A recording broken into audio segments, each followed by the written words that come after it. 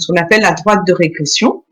On avait vu donc à partir de données, hein, je reprends le point de départ, on avait un tableau de données, on a vu qu'à partir de là, on pouvait calculer la moyenne, la variance, l'écart type, ces choses-là. Et on allait maintenant s'intéresser à voir comment ça fonctionnait ensemble. Non plus chaque donnée de part et d'autre, pas seulement les tailles, pas seulement les pointures, mais comment ça bouge ensemble, c'est-à-dire ce qu'on appelle la corrélation finalement entre les deux séries de données.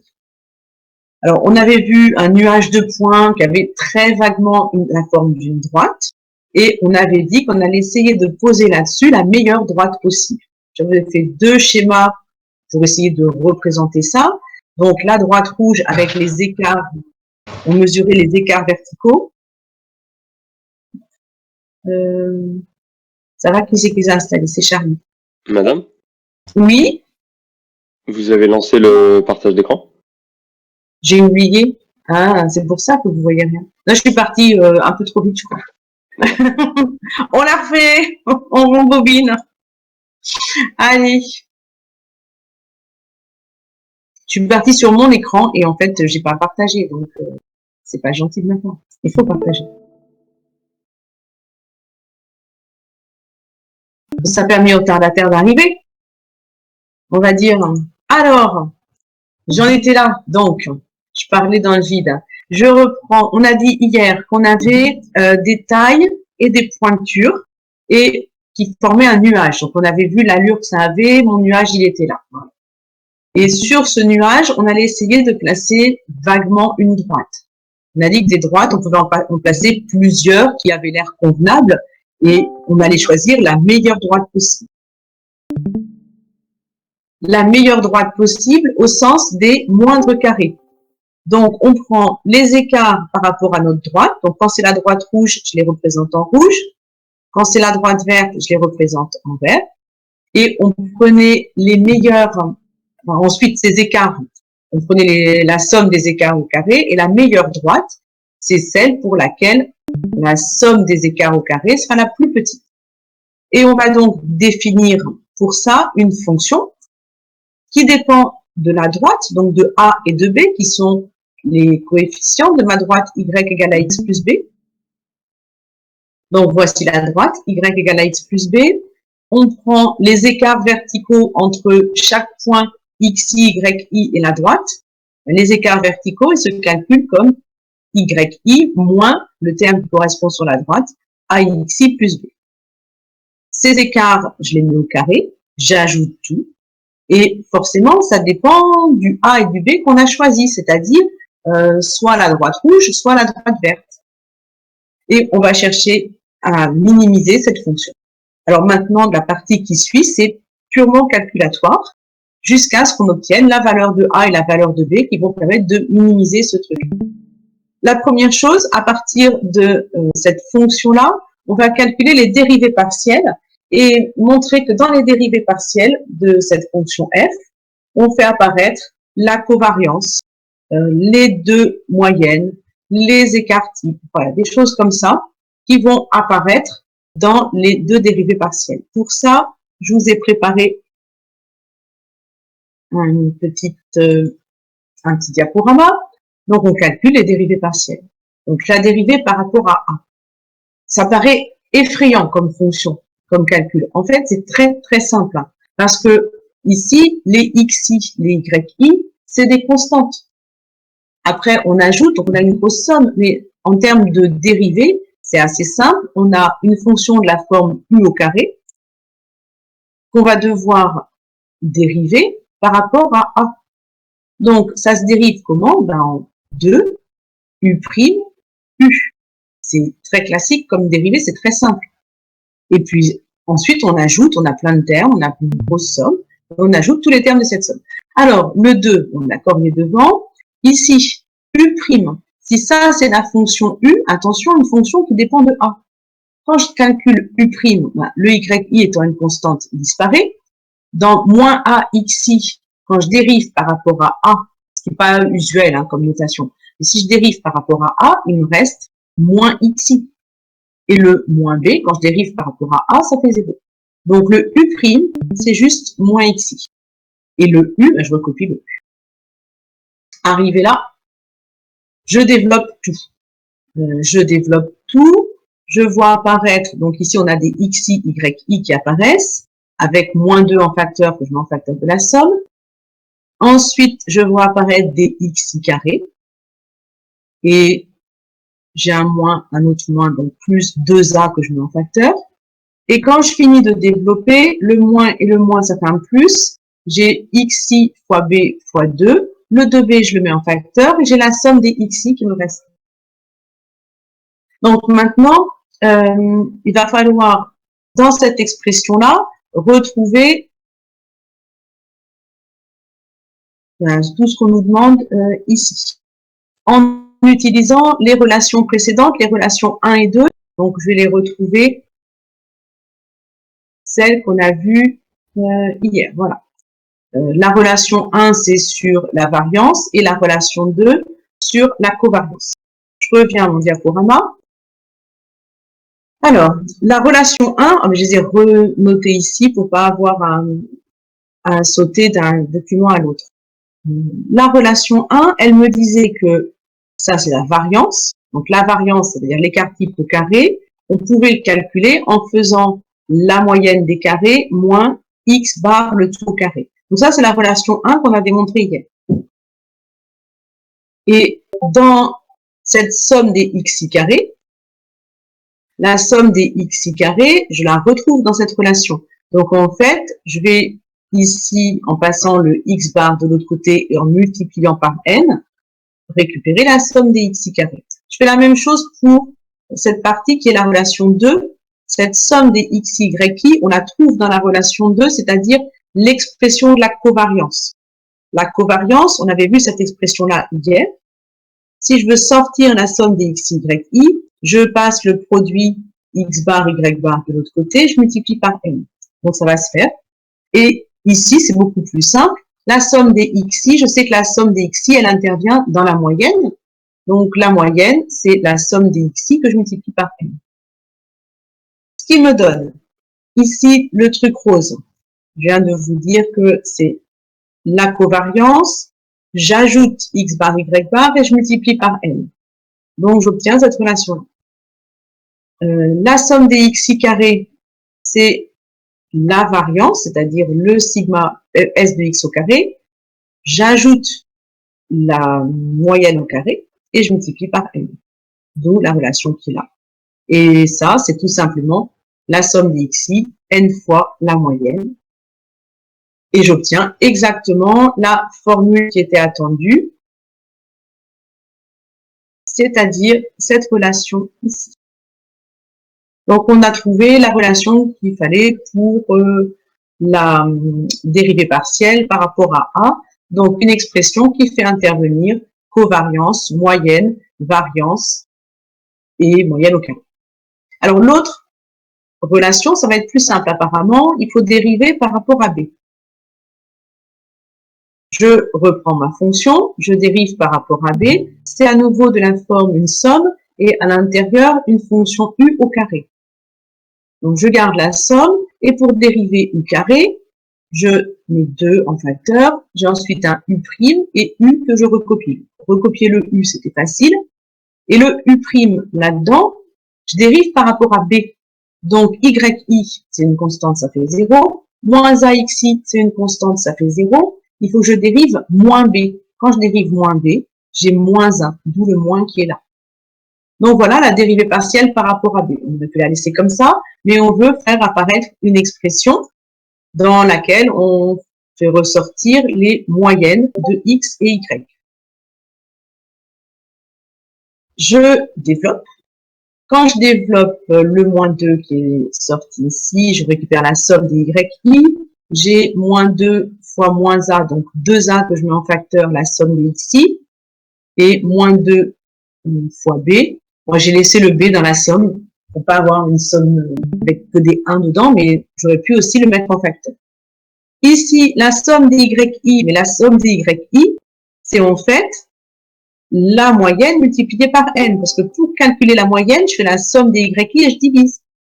Pareil pour les xi, pour calculer la moyenne, je fais la somme des xi et je divise. Donc la somme des xi, c'est n fois la moyenne. Donc les deux premiers termes sont faciles à calculer. Et ici, ben, c'est b plus b plus b, combien de fois n fois b. Donc on a obtenu la deuxième expression, la dérivée partielle par rapport à b. Bon, il faut que ça nous serve à quelque chose, parce que écrit comme ça, c'est pas très agréable. Maintenant, puisque notre objectif, c'est de trouver le point A0, B0 qui va minimiser la fonction f.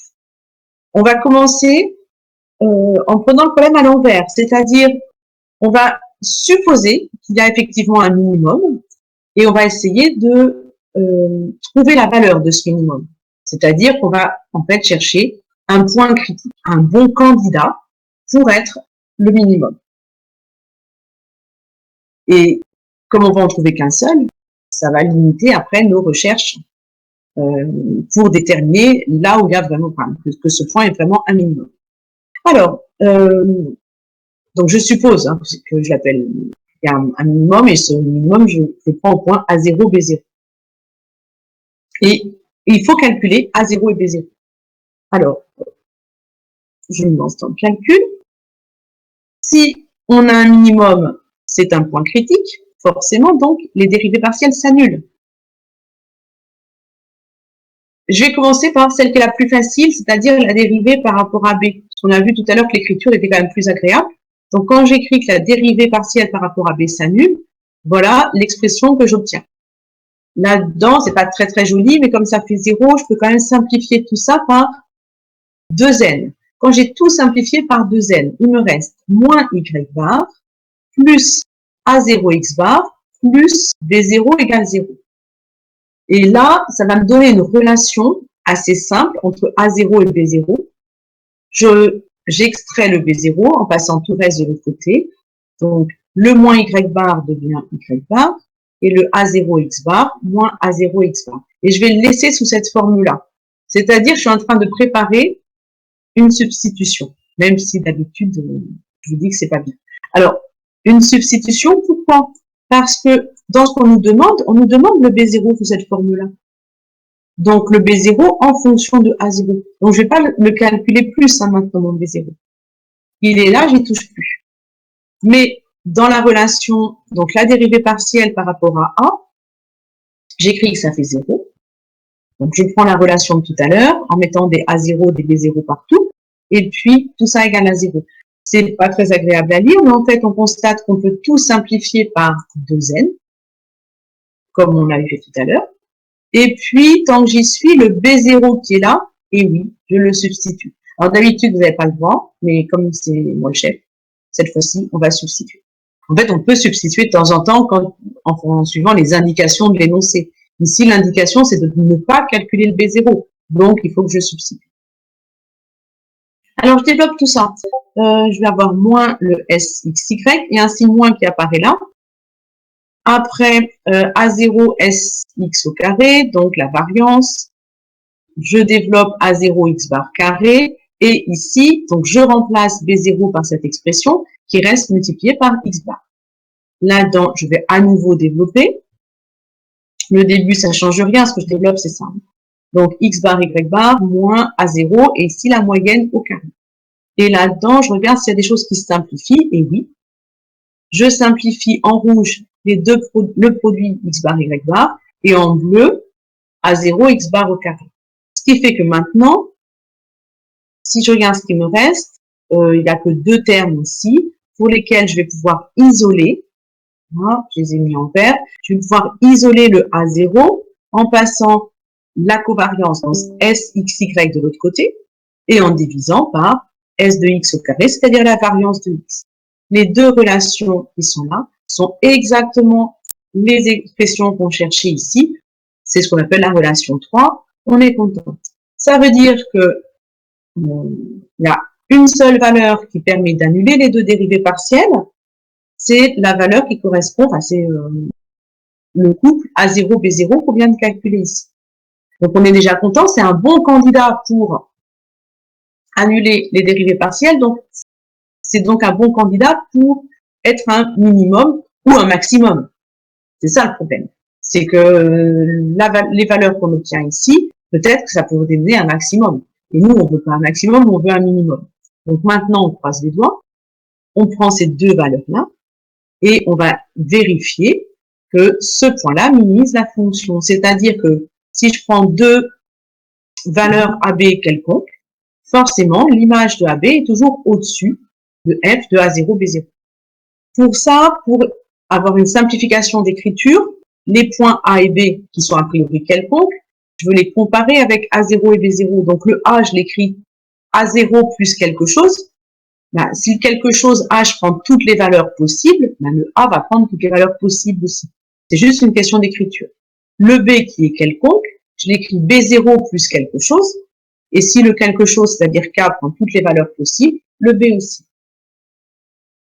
Alors, on nous dit de donner une expression de la différence. Parce qu'ensuite, quand on aura une expression de la différence, on va chercher son signe pour savoir si c'est positif ou négatif, pour savoir si f de AB est plus grand ou plus petit que f de A0, B0. Donc, on est parti sur cette expression-là. On va essayer de la simplifier. C'est pas très sympa parce qu'en fait, c'est assez compliqué comme expression. Mais on va essayer donc d'arranger cette expression, cette différence, pour ensuite trouver le signe. Alors, c'est parti sur le diaporama. Donc ça, je vous l'enverrai tout à l'heure, toutes les petites diapos au final. Donc là, la différence, je vous rappelle que f de A0, B0, c'est une somme, hein, c'est la somme des écarts au carré. Donc je reprends la formule du début. La même chose avec A0 plus H, B0 plus K. Et donc, ça donne une expression un petit peu plus compliquée. Donc, voilà ce qu'on a ici. J'ai tenté en me disant, je vais mettre tout sous la même somme. J'ai A carré moins B carré. Je vais essayer de factoriser A plus B, facteur de A moins B, de faire des choses un petit peu malines. Et ça arrange pas du tout le calcul. Donc, si on n'est pas malin, eh ben, on va essayer de tout développer. Donc, je mets quand même tout sous le même sigma. Et les expressions qui sont là, je vais essayer de les développer. Alors quand même, j'ai un petit peu arrangé ici. Si je développe dans le carré, j'ai YI, moins A0XI, je l'ai mis là, moins HXI, alors j'ai mis de côté par ici. Ensuite, moins B0, je l'ai mis là, moins K, en mettant un signe moins devant, en factorisant. J'ai regroupé le HXI et le K, je les ai mis de côté là. Pourquoi j'ai fait ça? Pour que dans mon expression, il y ait ce terme-là et celui-ci qui sont assez ressemblants. Et comme ça, quand je vais développer, il y aura des simplifications. Et c'est parti pour un gros développement. Je développe ça en disant que c'est de la forme A moins B, le tout au carré. J'ai donc le A au carré qui apparaît, plus le B au carré, moins le double produit, moins 2, le HXI plus K qui est là, et le terme YI moins 9. Bien, tout ça, c'est le développement de ce crochet au carré. Il ne faut pas oublier de soustraire le YI moins 0XI moins B0 au carré. Et effectivement, ça m'aide parce que je constate, j'avais bien fait de mettre ça de côté, que les deux termes rouges ici se simplifient. C'est deux fois la même chose. Donc maintenant, dans la somme, je vais faire deux sommes, même fois. La somme des HXI plus K au carré, je la mets de côté, je développe pas, je la laisse comme elle est. Pourquoi? Parce que elle est ici, je veux la récupérer telle qu'elle. Donc elle, c'est bon, je l'ai, je la mets de côté, j'y touche plus. Maintenant, je regarde les deux autres termes que je dois trouver. Il y en a un dans lequel je dois mettre H en facteur et dans l'autre, je dois mettre K en facteur. Donc je vais séparer les termes en H et les termes en K dans mon expression ici. C'est pour ça que j'ai mis du vert pour le H et du violet pour le K et repérer à chaque fois les termes en H et les termes en K. Les termes en H, donc les termes verts. J'ai moins 2 HXI à chaque fois multiplié par tout ça. Si je mets le H en facteur, il me reste moins 2XI et le YI moins celui-ci. Et cette parenthèse que je recopie. Maintenant, la partie où il y a le K. Quand je développe, je vais avoir moins de K multiplié par cette parenthèse. Le K, je le mets en facteur. Le moins 2, je laisse devant. Enfin, devant la parenthèse, mais dans le sigma. Et ici, on reconnaît quoi, en fait? Si vous retrouvez ici la fonction f, il faudrait se souvenir de ce qu'on a fait tout à l'heure. Quand on a calculé au départ les dérivées partielles, donc, avant d'obtenir ça, c'était sur le début du diaporama, on avait calculé les dérivées partielles par rapport à A et par rapport à B. Et on avait vu que ça, c'est exactement la dérivée partielle par rapport à A. Donc, vous pouvez le retrouver au début du diaporama ou simplement en redérivant ici la somme, en redérivant ça, la somme, on la retrouve, le 2U', on le retrouve ici, le 2U'. Donc, ça, c'est la dérivée partielle par rapport à A. Et là, c'est le 2U', mais par rapport à B. Bien, ben c'est bon.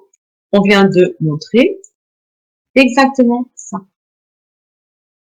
C'est exactement ce qu'il fallait trouver. Or, maintenant, pour la suite, ces deux dérivées partielles, on a quand même tout fait pour. On a dit qu'on cherchait un candidat pour être le minimum, donc un point qui annulait les dérivées partielles. Donc le A0 et le B0 qu'on a calculé, ils doivent vérifier que ces deux dérivées partielles sont nulles. Donc dans mon calcul ici, il ne me reste plus que cette somme-là. Voilà, je reprends ici. Les deux dérivées partielles, elles ont disparu parce qu'on a choisi le A0, B0 pour que ça marche, c'est-à-dire avec des dérivées partielles nulles. Ça, c'était, on a dit, une autre façon d'exprimer, si je le reprends là, ça, c'est le f de AB, qu'on avait exprimé autrement. Donc, c'est f de AB moins f de A0, B0. Et ça, on s'en fiche du résultat. Tout ce qui nous intéresse, c'est de dire que comme c'est une somme de carrés, c'est positif. Donc, pour tout A et B, on a toujours f de AB plus grand que f de A0, B0. Et ça, c'est la définition d'un minimum. On peut donc en conclure que la fonction elle admet un minimum avec les valeurs calculées précédemment. Donc, on a calculé les valeurs en s'appuyant sur le fait que ça devait être un point critique, donc les dérivées partielles devaient s'annuler. Et ensuite, on a vérifié que c'était bien un minimum, parce que ça aurait pu être un maximum, ça aurait été dommage pour nous, ou ça aurait pu être un point qui est ni un minimum, ni un maximum, comme un point sel qu'on a déjà rencontré. Donc là, non, ça marche bien, on a trouvé. On a répondu à cette question-là. La fonction f admet bien un minimum au point qu'on a calculé ici. Ça veut dire quoi? Ça veut dire que ces deux valeurs A0 et B0 donnent l'équation de la droite la meilleure possible, meilleure au sens des moindres carrés. Et c'est celle qu'on appelle la droite de régression linéaire de y par rapport à x. Alors, on peut remarquer donc, que cette droite passe par le point moyen, c'est-à-dire la moyenne des x, la moyenne des y. Toujours. Pourquoi? Parce que on a la relation qui est vérifiée, y bar égale A0 x bar plus B0, on l'attrape ici. Puisque le B0, si vous regardez, c'est comme ça qu'il a été calculé. Donc c'est une petite remarque, hein, la droite de régression passe toujours par le point moyen. Ensuite, on peut remarquer autre chose, c'est que le A0, il est calculé avec la covariance divisée par la variance de x. La variance de x, c'est positif. La covariance, ben, ça peut être positif ou négatif. Donc, quand on a une covariance positive, la droite est croissante. Et quand on a une covariance négative, la droite est décroissante. Alors, sur notre exemple, voilà ce qu'on obtient. Alors, je vais vous refaire quand même le calcul sur le tableur. Ça, c'est ce qu'on avait fait hier. Hier, on s'était arrêté là. On avait, à partir du tableau, tracé le graphique. Alors, comment on fait quand on a le graphique pour tracer la droite? On connaissait la covariance. Alors, on pourrait calculer les coefficients, mais je double-clique dans mon graphique. Je vois que le bord, il est grisé. Et ensuite, je vais cliquer droit sur un des points, n'importe lequel. Quand je clique droit sur un des points, ça me propose insérer une courbe de tendance. Et la droite, c'est une courbe de tendance. Une courbe de tendance de type linéaire. On me propose deux choses, afficher l'équation et éventuellement le coefficient de détermination. Mais ça, on verra tout à l'heure. Et voilà l'équation qui apparaît. Alors, elle n'est pas très très jolie cette équation. Je peux, en cliquant dessus, formater l'équation, et à ce moment-là, je vais dans le nombre et je vais mettre simplement pour les nombres, donc on va dire ça, on va mettre 2 décimales, ça suffit, c'est pas la peine d'en avoir 6. Et comme ça, on a une équation qui est formatée, qui est beaucoup plus jolie que ce qu'on avait tout à l'heure. Et c'est ce que je vous ai mis sur le document. Vous vais simplement copier sur le document pour que vous ayez une trace ensuite. Alors, A0, c'est le 0,16. Donc, c'est la covariance divisée par la variance de X. Et B0, c'est, on l'obtient, c'est l'ordonnée à l'origine, en fait. Et c'est finalement on l'obtient en disant que ça passe par le point moyen. Donc, les deux se calculent. Et on peut mesurer donc la qualité de l'ajustement en calculant ce qu'on appelle le coefficient de corrélation linéaire ou le coefficient de détermination. Ce coefficient, donc ça on va l'admettre, se calcule en faisant la covariance divisée par les deux écartés. Ce résultat, c'est toujours un nombre compris entre moins 1 et 1. Ça se démontre, hein, ça, mais c'est pas au programme, on ne le fait pas. En tout cas, c'est toujours un nombre compris entre moins 1 et 1, et s'il est proche de 1 ou de moins 1, c'est-à-dire proche de 1 en valeur absolue, on va dire qu'il y a une forte corrélation entre les deux variables linéaires. Ça veut dire que ça ressemble à une droite. Et si on a carrément 1 ou moins 1, les points sont carrément alignés. Sur notre exemple, on va calculer le R, on trouve 0,59. Alors comment je trouve ça? Je reviens ici, je clique à l'extérieur pour laisser tomber mon diagramme et je vais calculer, donc on a dit le coef de corrélation. Je me mets dans un voilà, une petite case. Je vais chercher mes fonctions, mon assistant de fonction, en prenant les fonctions plutôt statistiques. Coefficient de corrélation, le voilà. C'est le coefficient de corrélation de deux séries de données, la série des tailles, la série des pointures. Suivant, je lui donne la série des tailles, ok, je lui donne la série des pointures, et voilà.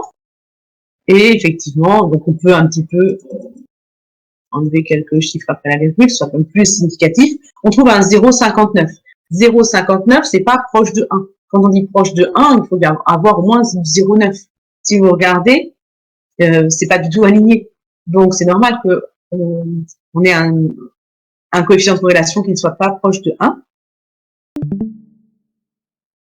Voilà ce que j'ai écrit en disant la qualité de l'ajustement est médiocre. Parce qu'on voit bien que c'est pas très, très bien aligné. Mais c'est ce qu'on pouvait faire de mieux. Essayer de poser une droite dessus et dire c'est quand même assez approximatif. J'avais une autre remarque à faire, c'est on peut faire apparaître donc directement, on n'a pas besoin de le calculer à part, quand on est dans le graphique, quand on est sur l'équation, formater l'équation, non pas formater, c'était pas ça.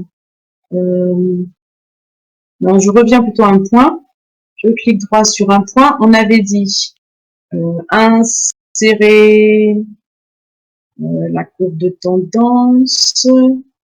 Qu'est-ce que je voulais insérer encore? Non, c'était pas ça.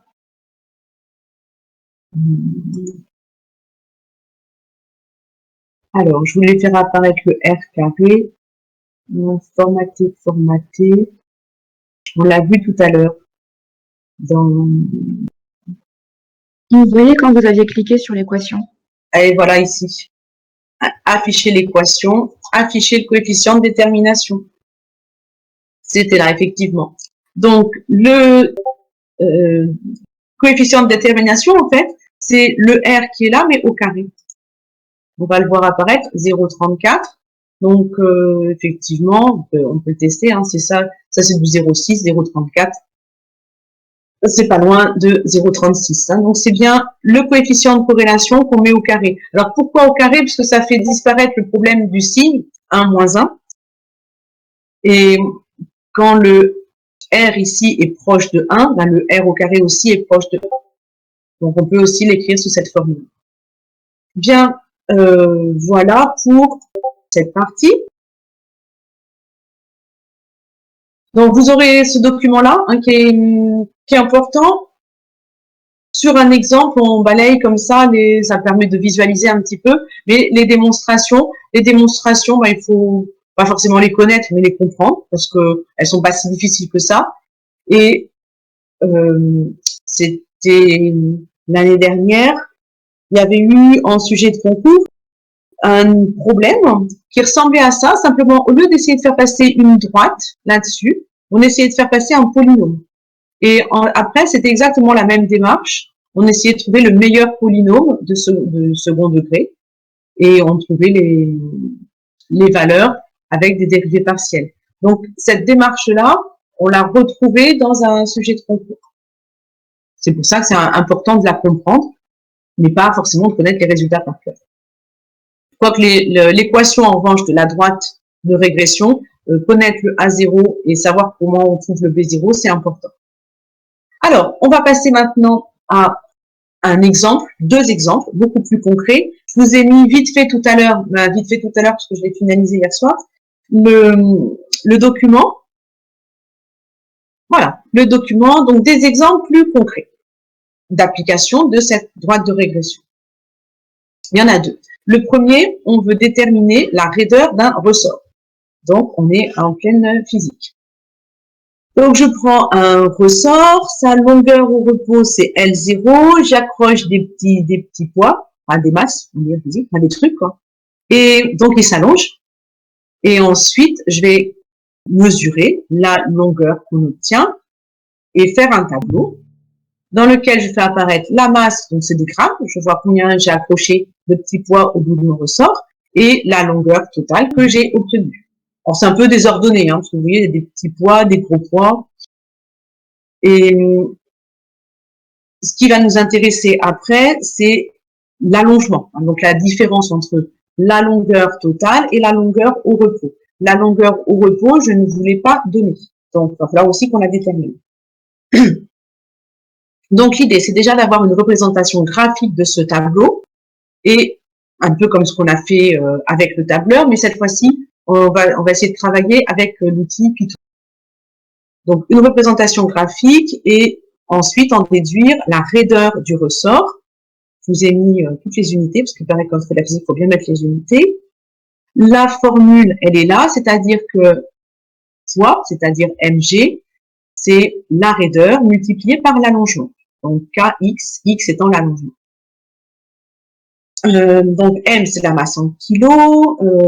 G, j'espère que je vais pas fait trop de bêtises. C'est le machin, là, la constante de machin. Et L moins L0, c'est l'allongement du ressort, donc je peux l'appeler X aussi. Alors, pour avoir une représentation graphique en Python, on va devoir utiliser Matplotlib, des plots, donc on va revenir à des choses qu'on a déjà faites. Je vais les faire au fur et à mesure. Je vais écrire le programme Python sous vos yeux ébahis, et à la fin de la séance, je vous enverrai un corrigé sous la forme d'un PDF. Si vous voulez le programme Python, je peux vous le donner aussi, mais vous pourrez le refaire éventuellement. Donc, on va déjà définir les deux listes qui sont là et essayer de faire le graphique, de relier les points qui correspondent. Sauf que c'est pas les bonnes unités par rapport à ma formule. Donc, je vais prendre les deux listes. Je vais ensuite calculer avec les masses, calculer les poids. Donc, tout mettre en kilos et tout multiplier par 9,8. Et puis ensuite, pour mes longueurs, comme elles sont en centimètres, je vais les transformer pour les mettre en mètres. Bien, donc j'ai préparé voilà, une base de mon programme pour que ça aille quand même un peu plus vite. Je vais avoir besoin de choses dans Matplotlib, donc le module Pylab.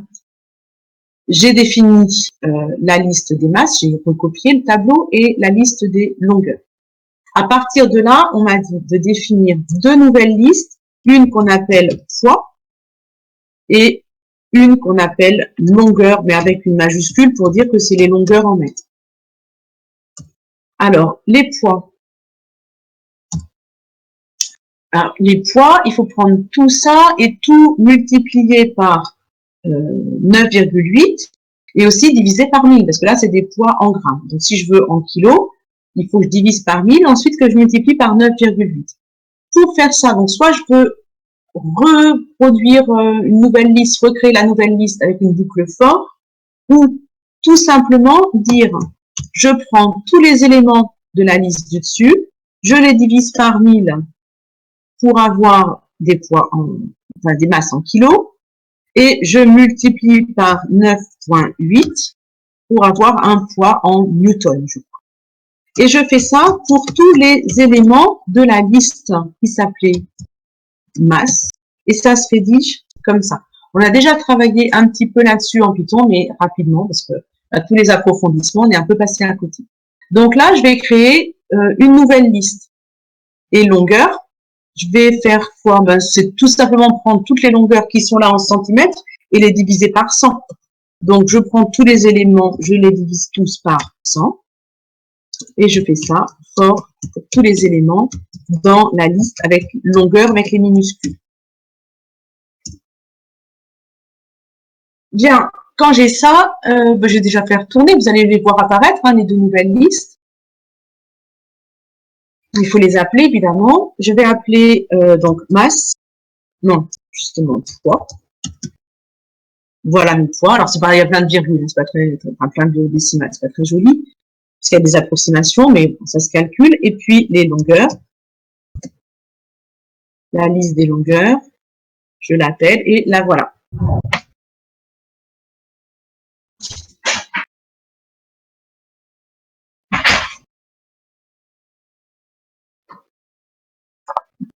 Alors, on va continuer.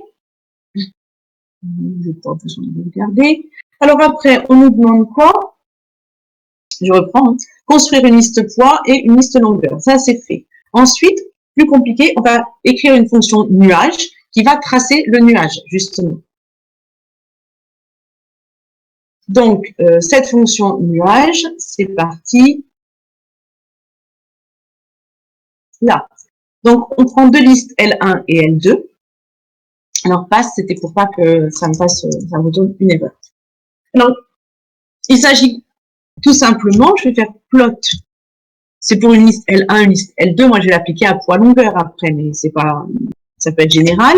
Je fais plot L1, L2. Pour voir un petit peu les choses, je vais mettre des gros points bleus, par exemple. Donc, B et un petit rond, ça me fait des gros points bleus, ça. Voilà. Et qu'est-ce qu'on veut faire apparaître d'autre? C'est à peu près tout. Une fois qu'on a fait ça, on va faire peut-être apparaître la grille pour y voir un petit peu plus clair. Et on n'oublie pas de faire show pour faire apparaître ensuite le résultat. Juste ça, je pense que c'est bon.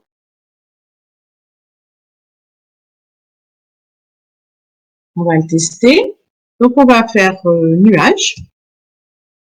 Le nuage de la liste, on a dit qu'elle s'appelait poids par rapport à longueur avec une majuscule. Alors, ça clignote ici. Je l'ai, elle est là. Donc, on voit apparaître. Alors, c'est pas très joli parce que le premier, il est là dans son coin. Donc, on voit apparaître ici donc tous les points qui représentent un poids donné et on voit la longueur qu'on a obtenue.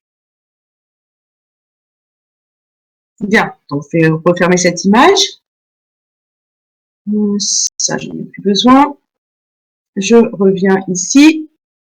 Où est-ce que je vous l'ai mise? Voilà, je vous l'ai mise là. Alors, ce que j'ai fait, c'est pour que ce soit peut-être un peu plus joli. Là, c'était écrasé sur mon schéma.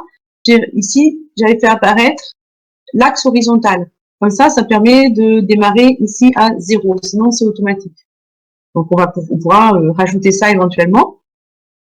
Donc, les valeurs de L1 en ordonnée, c'est-à-dire les poids, et en abscisse, les longueurs. Alors maintenant, toujours dans le même programme, on va créer une fonction moyenne qui retourne la moyenne d'une liste de nombres. Donc ça, c'est pas très compliqué. Pour calculer une moyenne en général, nous y voici. Pour calculer une moyenne en général, on ajoute tous les termes de la liste et on divise par le nombre de termes. On peut le faire direct, hein, return.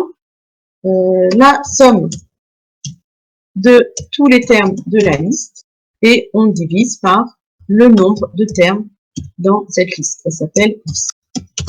Voilà. Donc c'est ça une moyenne. C'est tant que j'y suis, je vais modifier la fonction nuage pour faire apparaître l'axe horizontal.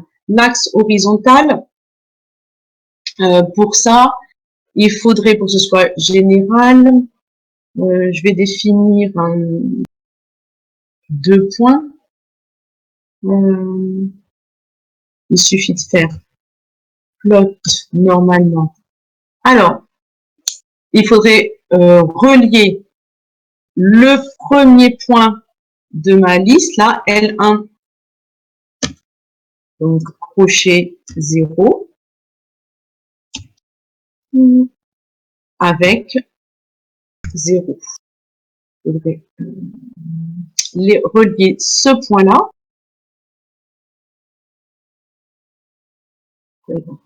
Voilà, ce point-là avec le point toujours de ma liste, les L1. Alors, si je suis dans un cas général, je ne connais pas sa longueur, je vais l'appeler N, la longueur de N. Qui doit être obligatoirement la même longueur que L2, hein, sinon je ne peux pas les relier. Et L1, crochet 0, non, crochet N-1, pardon. Le dernier terme, je vous rappelle que c'est N-1, il n'y a pas de terme devant N. Alors, est-ce que j'ai pas fait de bêtises en faisant ça? Je vais essayer de relancer le nuage et puis tant qu'on y sera, on calculera la moyenne.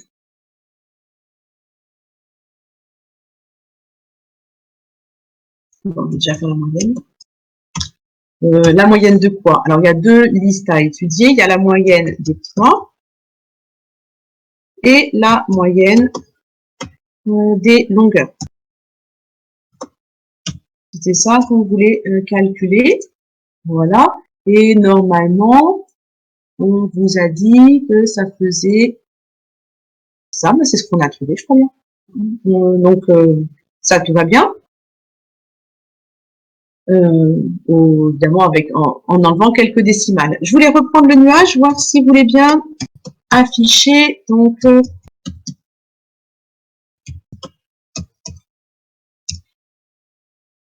l'axe horizontal. Donc là, ça clignote. Oh, c'est pas beau. Qu'est-ce que j'ai fabriqué? Ce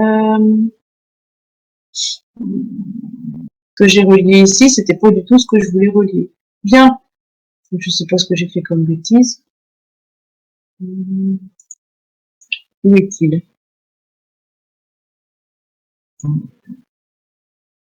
J'ai relié L1 crochet N-1, si c'était bien la longueur, avec 0, avec 0. Donc pourquoi ces deux-là? Non, c'est bon. Je les ai pas bien organisés, mes calculs.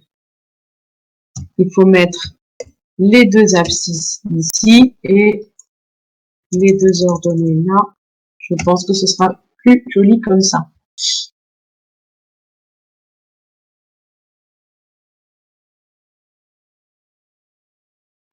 C'est un petit peu long, évidemment. Vous êtes assez passif par rapport à ça, mais bon, il faut bien que je vous montre un petit peu comment ça marche. Après, vous pouvez le reprendre chez vous si vous avez la possibilité. Ah, voilà. Là, ce coup-ci, c'est joli. J'ai bien relié ce qu'il fallait. C'est joli. On voit effectivement apparaître une droite. Bien. Alors, qu'est-ce qu'on nous demande ensuite? On a donc créé une fonction moyenne qui permet de calculer la moyenne des poids, la moyenne des longueurs. Et on voudrait intégrer ce point moyen avec une couleur différente dans le dessin. Donc, je reprends le dessin et je vais rajouter plot de un seul point. Donc, un seul point, ça va être le point qui s'appelle moyenne, donc de ma première liste L1, avec moyenne de ma deuxième liste L2. Donc moi, c'était les poids et les longueurs, mais comme ça, c'est général. Et de notre couleur, ben, je vais faire en rouge. Et voilà, on fait tourner ça.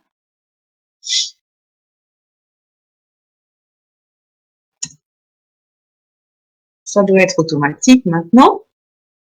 Oh, regardez comme c'est beau, il apparaît ici. Donc, il est à peu près aligné avec les autres. Donc, on sait que la droite qui va nous intéresser, on doit la tracer, elle doit passer par ce point rouge là.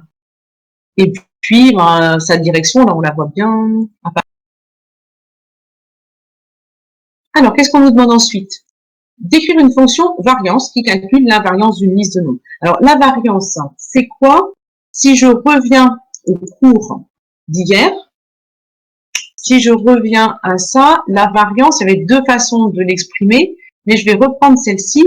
Je vais calculer la moyenne des xi carrés et je vais enlever la moyenne, parce que la moyenne, on a une fonction pour la calculer. Donc, on va essayer d'utiliser cette formule-là. Cette formule-là, je remets ça dans le programme. Donc, moyenne, on l'a fait et on va faire la variance. Alors, le problème, c'est que je peux pas, c'est la moyenne des termes au carré.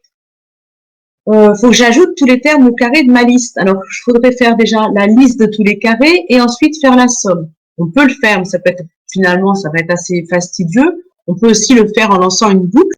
C'est-à-dire que je définis une somme que je mets au départ à 0 et pour tous les éléments de la liste, je ne suis même pas obligée de parcourir par les indices. Pour tous les éléments de la liste, je rajoute l'élément, mais au carré. Comme ça, je rajoute au fur et à mesure les carrés, les xi au carré. Après, qu'est-ce qu'il faut faire de ça? On peut finir le calcul dans le return. Cette somme, il faut la diviser par n étant la longueur de la liste. Ça s'appelle liste. Voilà. Je prends la somme, je divise par n et je suis en train de faire ça. J'ai calculé la somme des carrés, je divise par n et il faut que j'enlève maintenant la moyenne au carré. Donc, je suis vraiment les instructions. Moins la moyenne de ma liste que je remets au carré. Alors, normalement, ça doit tourner, ça va nous permettre d'obtenir la variance. Je vous ai mis un résultat sur la feuille.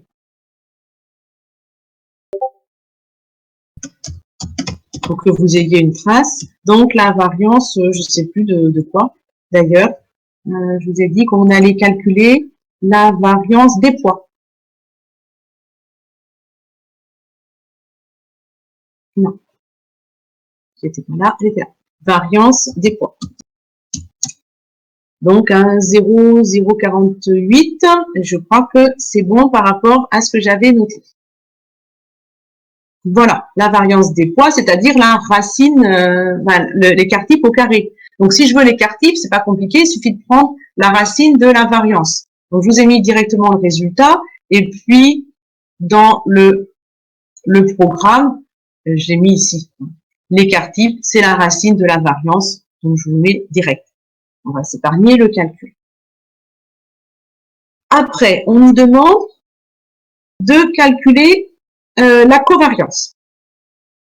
Calculer la covariance à partir de deux listes. Hein. C'est ce qu'on va reprendre la formule. C'est quoi la covariance? Elle est ici, la formule. Mais on va peut-être plutôt utiliser la formule simplifiée. Donc, pour calculer la covariance, j'ai mes deux listes, des x et des y, donc L1 et L2. Je fais les produits terme à terme, j'ajoute, je divise par n et j'enlève le produit des moyennes. J'essaie de garder ça en mémoire et je me lance. Pour la covariance. Donc, il va falloir faire les produits terme à terme et tout ajouter. Mettre ça dans une somme. Donc, au départ, j'ai une somme qui fait 0. Je vais prendre, alors, tous les i et je vais travailler avec les indices, sinon je ne vais pas en sortir. Donc, si je veux travailler sur les indices, il faut que je détermine n, qui est la longueur soit de L1, soit de L2. De toute façon, si je prends deux listes qui n'ont pas la même longueur, je ne peux pas calculer la covariance. Une fois que ça c'est fait, pour I in range n, je vais rajouter dans ma somme le L1 crochet I que je multiplie par L2 crochet I. Donc ça correspond dans la formule à la somme des XI, YI que j'accumule au fur et à mesure. Quand cette somme, elle est calculée, je peux terminer le calcul dans return, je calcule cette somme, je la divise par n, parce qu'il fallait en faire la moyenne de ces XI, YI, et ensuite, je soustrais le produit des deux moyennes. Donc, la moyenne de L1 avec la moyenne de L2, ce qu'on a noté dans le cours X bar, Y bar. Donc, je pense que là, on est bon. On peut calculer la covariance.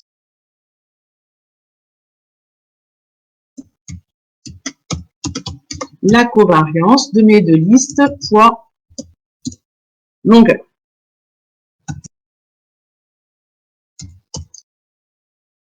Ok. Donc, on a un 0, il y a 3 zéros. Je regarde ce qui était attendu, ce que j'avais déjà préparé. Voilà la covariance. Maintenant, à partir de la covariance, on va étudier le coefficient de corrélation. Donc, ce fameux truc qui doit être proche de 1. Apparemment, on trouve quelque chose d'assez proche de 1, 0,9991. C'est cohérent puisqu'on avait quand même des points très très bien alignés. Si on les regarde ici, ils sont vraiment bien alignés. Donc, il faut simplement écrire la fonction qui permet de calculer ce coefficient. Donc, en fait, ce qu'on est en train de faire là, dans Python, c'est ce qui est déjà prédéfini dans Excel ou dans OpenOffice, qu'on a utilisé hier et puis tout à l'heure. Avec le tableur, les calculs sont déjà faits. Simplement, aujourd'hui, je vous montre comment c'est calculé en fait. On va regarder un petit peu, on ouvre un petit peu le moteur. Oh, j'avais déjà mis le coefficient de corrélation, j'avais la flemme de tout retaper. C'est quoi? C'est la covariance divisée par les deux écart-types. On a une fonction de covariance au-dessus, on a une fonction écart-type, ben, j'applique. Hein. Donc, le coefficient de corrélation,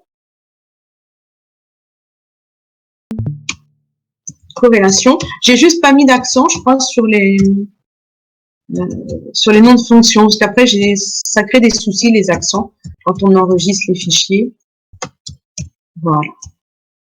Et effectivement, on a ce 0,9991, donc un coefficient de corrélation qui est très très joli.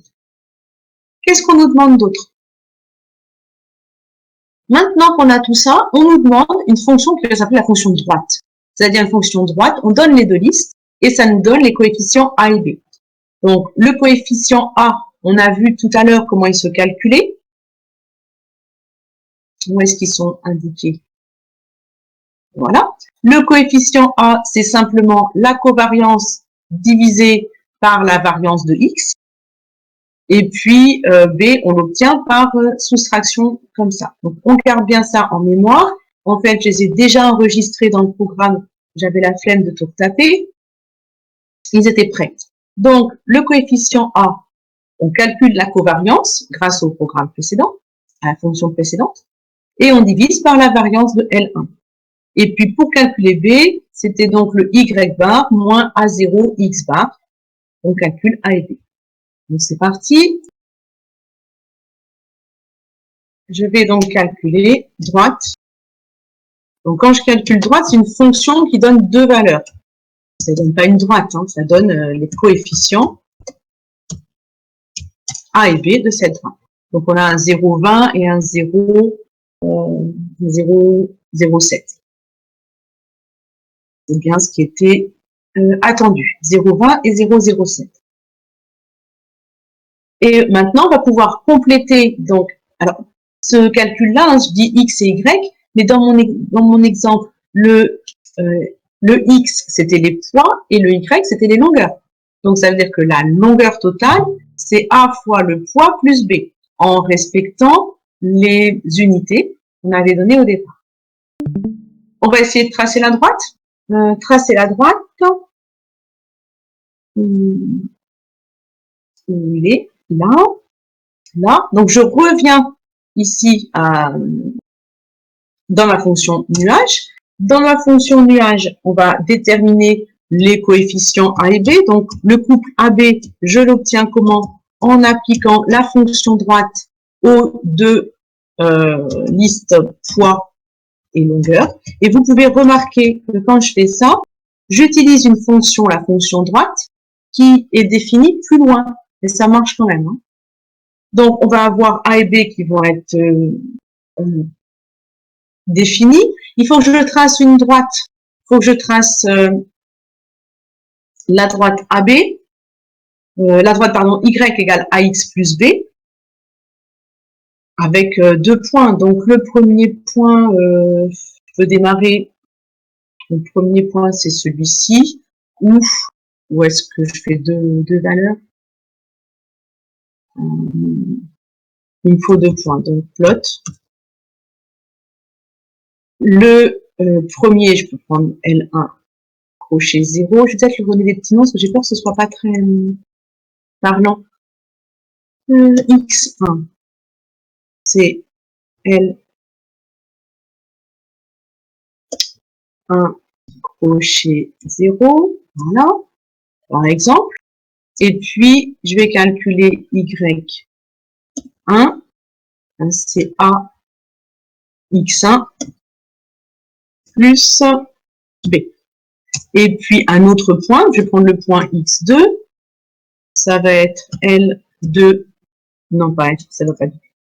C'est toujours avec la même liste, c'est L1.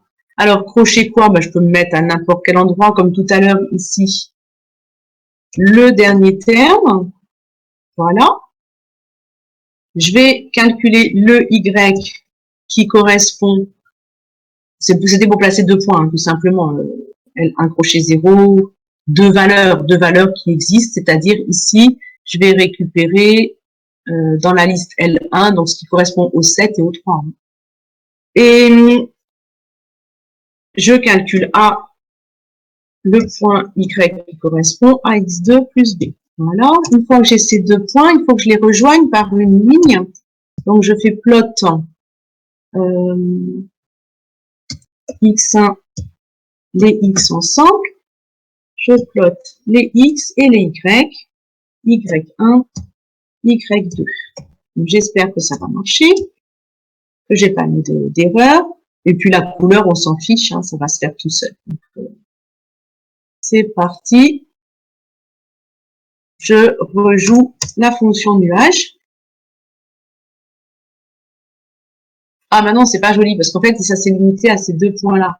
Il faudrait quelque chose qui aille d'un bout à l'autre. Donc, le minimum, c'est 0 et 25. C'est vrai qu'elle n'est pas très jolie comme ça, parce que j'ai pas pris toutes les valeurs. Bien. Donc, c'était pas forcément la meilleure méthode. C'était pas là-dessus que j'étais partie au départ. Il faudrait avoir le minimum et maximum. Parce que je voudrais qu'elle se prolonge, qu'elle aille jusqu'au bout du dessin. Alors évidemment, je peux tricher ici en voyant que mes poids, je les ai fait tout à l'heure, je connaissais les deux valeurs minimales et maximales. Je vais laisser tomber la fonction nuage. Je vais laisser tomber la droite dans le nuage, en fait. Je l'avais fait autrement pour le dessin que je vous ai fait là. Mais j'avais fait vraiment sur le cas particulier qui m'intéressait, c'est-à-dire qu'il fallait récupérer le minimum et le maximum des poids. On peut le faire. Allez. On finira d'autres exercices demain, c'est pas grave. Alors, je vais le faire puisque je n'aime pas renoncer quand même. Donc, il faudrait qu'on trouve un petit thème qui serait le min de tous mes poids, c'est-à-dire de ma liste L1, et un grand thème qui va être le max de ma liste L1. Voilà. Et on va faire la droite, donc on va voir YN égale A fois petit m plus B. Ah ben j'ai pas calculé A et B. Je les avais enlevés de rage. AB, c'est le calcul de la droite qui correspond à L1 et L2. Voilà. Donc, je prends le minimum de la liste L1, le maximum. Ce sera plus joli comme ça, le dessin. Je calcule les deux Y qui correspondent. A fois grand M plus B. J'espère que là, ça marche bien. Et je fais le plot que je voulais faire tout à l'heure. Donc, pourquoi il n'est pas au bon endroit? Le plot que je voulais faire tout à l'heure de dx, c'est-à-dire petit m grand M, associé à leur valeur y, c'est-à-dire yn et yn. Madame, vous avez mis un égal au lieu d'un... Oula, oui, merci, avant que ça implante. C'est la même touche. Ok, si je le lance.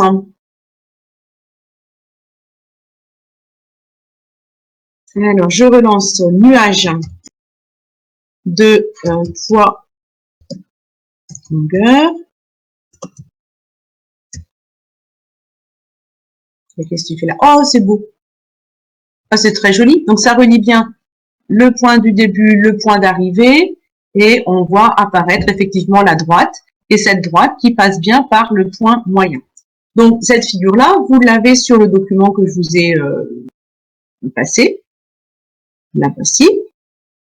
Alors, le calcul maintenant qui nous intéresse, c'était, on va quand même revenir à l'idée de départ, c'était de calculer la raideur de ce ressort. Donc là, on a fait des jolis graphiques, on est content, mais ça ne résout pas notre problème. Alors, notre problème, je reprends l'équation du début. On a dit que le poids, on l'obtenait en prenant Kx, c'est-à-dire la raideur multipliée par l'allongement. Mais nous, on l'a dans l'autre sens. Les résultats, on les a dans l'autre sens parce qu'en fait, on obtient plutôt ici les longueurs en fonction des poids qu'on a accrochés au bout de ce pauvre ressort. Donc, pour extirper la relation dans l'autre sens, je vais diviser par K. Donc, 1 sur K fois le poids, ça fait l'allongement. Et comme ce qu'on a mesuré à chaque fois, c'était grand L, la longueur, c'est le 1 sur P fois 1 sur K fois P plus L0. Donc, à partir de cette relation-là, je vais l'identifier avec la relation qu'on a obtenue. Il faudrait que je dézoome un peu, encore un peu. Voilà. Tout à l'heure, la relation L égale AP plus B, le A et le B, c'est ceux qu'on a obtenus par le calcul. C'est le 0,20 et le 0,07 qu'on a obtenus donc par les calculs de la droite de régression. Et je sais aussi, donc en arrangeant la relation 1 de tout à l'heure, la relation étoile, que L, c'est forcément 1 sur K fois P plus L0.